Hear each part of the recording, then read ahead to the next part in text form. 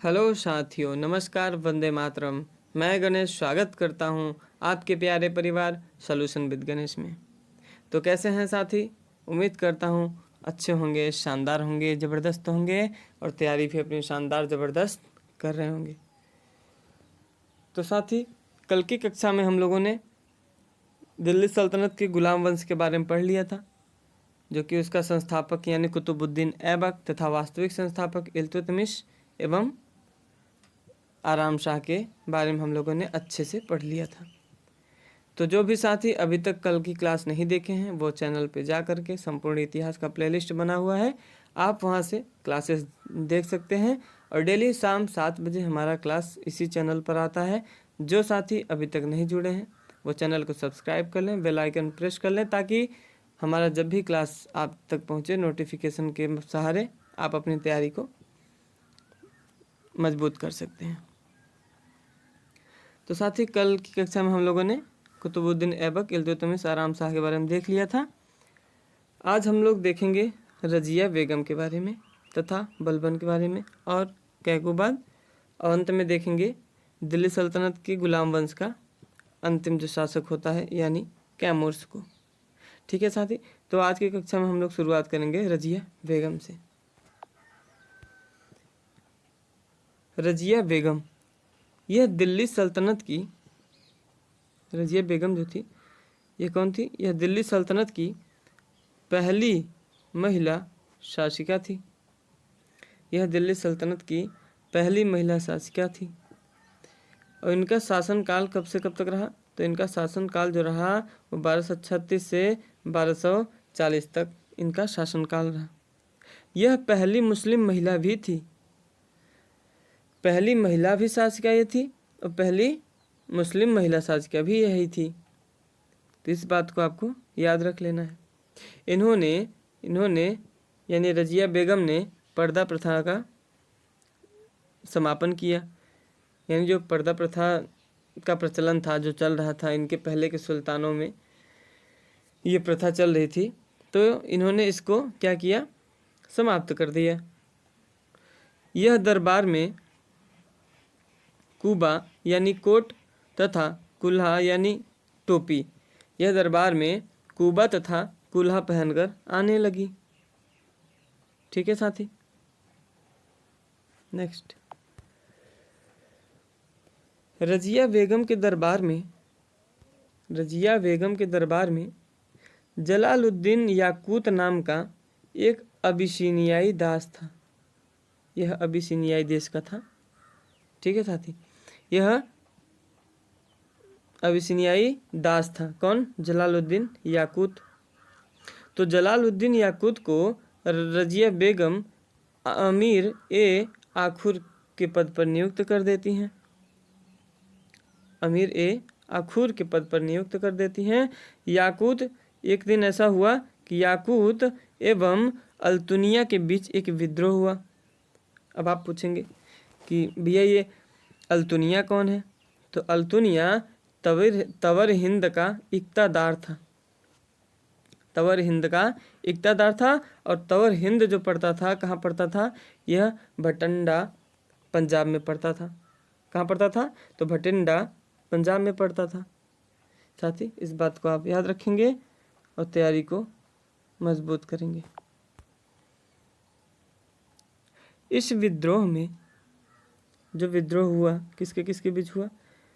याकूत के बीच में एवं अल्तुनिया के बीच में जो युद्ध हुआ, जो विद्रोह हुआ, तो इस विद्रोह में याकूत मारा जाता है तथा रजिया बेगम को अल्तुनिया भटिंडा का किला जो था उसमें यह इसको बंदी बना लेता है। किसे? तो रजिया बेगम को यह बंदी बना लेता है। रजिया बेगम क्या करती हैं? रजिया बेगम मौत से बचने के लिए, रजिया बेगम मौत से बचने के लिए अल्तुनिया से विवाह कर लेती हैं। देख रहे हैं आप लोग, बुद्धि देखिए। अल्तुनिया से विवाह कर लेती हैं और इसलिए ये बच भी जाती हैं। उसके बाद 1240 ईस्वी में कैथल हरियाणा में इनकी मृत्यु हो जाती है। कैथल हरियाणा में इनकी मृत्यु हो जाती है। इसके पश्चात इल्तुतमिश के तीसरे पुत्र बहराम शाह, ये जो था ये इल्तुतमिश का तीसरा पुत्र था बहराम शाह। यह गद्दी पर बैठता है। इसके बारे में कुछ विशेष चर्चा करनी नहीं है, क्योंकि बहराम शाह के बारे में कुछ नहीं पूछता, बस ये पूछ लेगा कि ये गद्दी पर कब बैठा, बस यही पूछता है। ये भी पूछ लेगा कि यह गुलाम वंश का कौन सा शासक था, तो आप बता दीजिएगा यह जो था यह 6वां शासक था। ठीक है साथी, यह जो था 6वां शासक था। यह 1240 ईस्वी में गद्दी पर बैठता है। यह मुस्लिम तुर्की शासक था। बस यही 2-3 फैक्ट आप इसके बारे में याद रखेंगे। इसके बाद आता है अगला सुल्तान, कौन? बलबन। बलबन के बारे में हम लोग कुछ पढ़ेंगे, क्योंकि इसने अच्छा शासन किया। इसका पूरा नाम सबसे पहले जानेंगे कि इसका पूरा नाम क्या था। तो इसका पूरा नाम था गयासुद्दीन बलबन। गयासुद्दीन बलबन इसका पूरा नाम था। इसका शासनकाल, यानी गयासुद्दीन बलबन का जो शासनकाल था वो कब से कब तक था? तो 1266 से 1286 तक। 1266 से 1286 तक, यानी 20 ईयर्स। ठीक साथी, इसका मूल नाम बहाउद्दीन था। इसका मूल नाम क्या था? तो बहाउद्दीन था। बलबन की उपाधि उलूग खां थी। बलबन की उपाधि क्या थी? तो बलबन की उपाधि जो थी उलूग खां थी, जो नसीरुद्दीन ने दिया था। नसीरुद्दीन ने दिया था। इसने चालीसा दल को समाप्त कर दिया। चालीसा दल की स्थापना किसने किया था? तो चालीसा दल की स्थापना जो किया था वो था इल्तुतमिश, और ये इसको क्या कर देता है? समाप्त कर देता है, जिसे इल्तुतमिश द्वारा शुरू किया गया था। किसे? चालीसा दल को। इसमें 3 प्रकार की प्रथा चलवाई। इसने 3 प्रकार की प्रथा चलवाई। कौन कौन सी? पहला था सिजदा। सिजदा यानी सिर झुकाकर नमस्कार करना। सिर झुकाकर नमस्कार करना, ये क्या कहलाता था? सिजदा। पैबोस, दूसरा इसने जो प्रथा चलवाया वो क्या था? पैबोस। पैबोस यानी पैरों को चूमना। पैबोस यानी पैरों को चूमना। इसके बाद तीसरी प्रथा इसकी थी नवरोज। नवरोज जो था यह पारसियों का एक त्यौहार होता था। यह पारसी प्रथा थी। ठीक है साथी, इसने खुद को जिल्ले इलाही कहा। जिल्ले इलाही का अर्थ क्या होता है? तो जिल्ले इलाही का अर्थ होता है ईश्वर की छाया। तो उम्मीद करता हूँ साथी आपको सेशन अच्छा लग रहा होगा। जो भी भाई मेरे, बहन मेरे, जिसको भी कक्षा अच्छी लग रही हो वो क्लास को लाइक करें और चैनल को सब्सक्राइब करें, साथ में हमारे जुड़ जाएं अपनी तैयारी को मजबूत करने के लिए। आगे बढ़ते हैं। बलबन ने 2 नए विभाग बनाए। कौन कौन से? तो पहला जो विभाग था वो बरीद ए मुमालिक था, और दूसरा जो था दीवाने अर्ज था। तो पहला जो बरीद ए मुमालिक था यह एक गुप्तचर विभाग तो होता था, जिसके उत्तराधिकारी बरीद कहलाते थे। जिसके उत्तराधिकारी को बरीद कहा जाता था। दीवान ए अर्ज, यह जो था यह बलबन का दूसरा विभाग होता है। तो दीवान ए अर्ज यह एक प्रकार से सैन्य विभाग होता है। कौन सा? दीवान ए अर्ज। दीवान ए अर्ज एक प्रकार से सैन्य विभाग होता है। यह केवल गुप्तचर को ही नगद वेतन देता था। केवल गुप्तचर को देता था।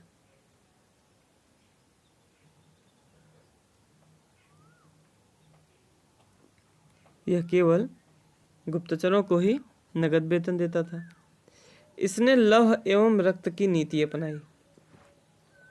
ये एग्जाम में पूछा जाता है कि बलबन ने कौन सी नीति अपनाई थी, तो आप कहेंगे बलबन लौह एवं रक्त की नीति अपनाया था।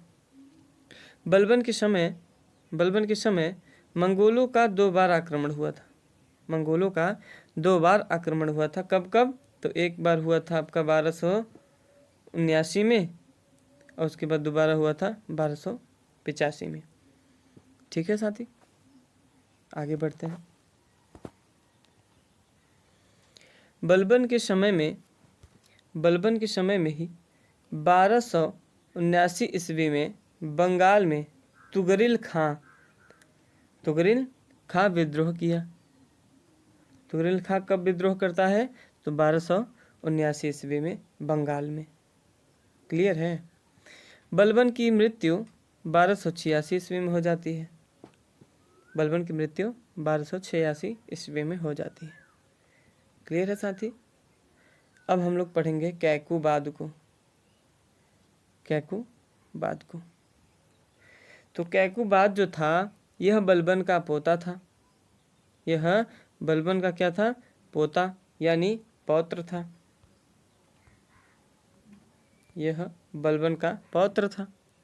कैकुबाद जो था यह 18 वर्ष की उम्र में गद्दी पर बैठ जाता है। यह 18 वर्ष की उम्र में गद्दी पर बैठ जाता है। यह दिल्ली सल्तनत का 10वां सुल्तान था। ये इंपॉर्टेंट फैक्ट है कि पूछ लेता है आपसे कि गुलाम वंश का 10वां सुल्तान कौन था, तो आप कहेंगे भैया ये कैकुबाद था। कैकुबाद पुत्र किसका था?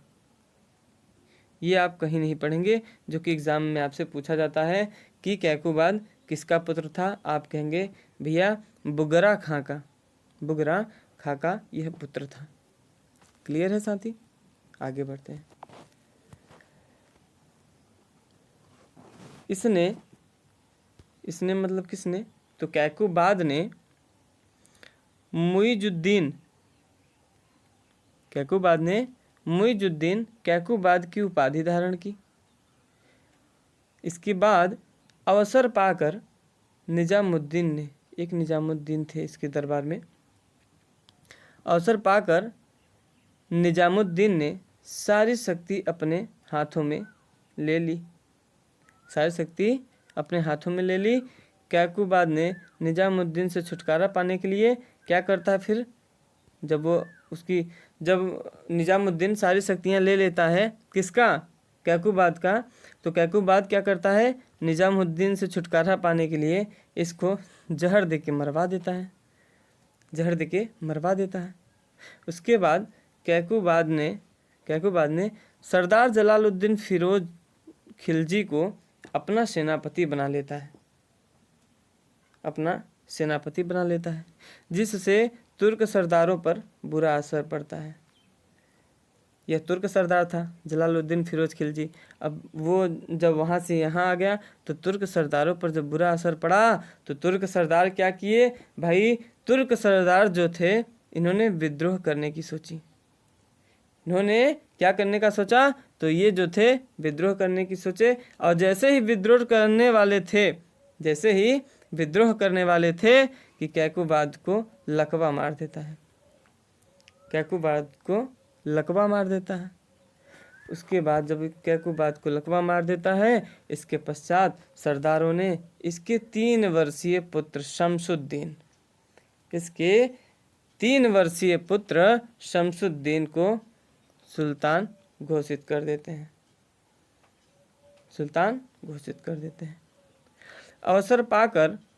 अवसर पाकर जलालुद्दीन फिरोज, जो कैकुबाद का सेनापति था, अवसर पाकर जलालुद्दीन फिरोज शमसुद्दीन की हत्या कर देता है और खिलजी वंश की स्थापना कर देता है। ठीक है साथी, नोट पढ़ लेते हैं। गुलाम वंश का अंतिम शासक जो होता है वो होता है शमसुद्दीन द्वितीय, तथा इसका अन्य नाम कैमूर्स होता है। साथी ये इंपॉर्टेंट फैक्ट है शमसुद्दीन द्वितीय वाला। ठीक है, इसको भूलिएगा मत, क्योंकि ये एग्जाम में अक्सर पूछा जाता है। तो साथी आज की क्लास में इतना ही। उम्मीद करता हूँ आपको अच्छे से समझ में आया होगा, अच्छे से आप पढ़े होंगे और आप अपनी तैयारी को मजबूत कर रहे होंगे। तो जो भी साथी अभी तक हमारे चैनल से नहीं जुड़े हैं, मैं एक बार फिर से कहना चाहता हूँ कि वो चैनल से जुड़ जाएं और सॉल्यूशन विद गणेश को सब्सक्राइब कर लें, बेल आइकन को प्रेस कर लें और डेली शाम 7 बजे आप जुड़ जाया करिए। आपकी क्लास डेली शाम 7 बजे प्रारंभ हो जाती है। ठीक है साथी, तो आज के लिए बस इतना ही। अब हम विदा चाहते हैं। ठीक है साथी, तो धन्यवाद। वंदे मातरम। जय हिंद।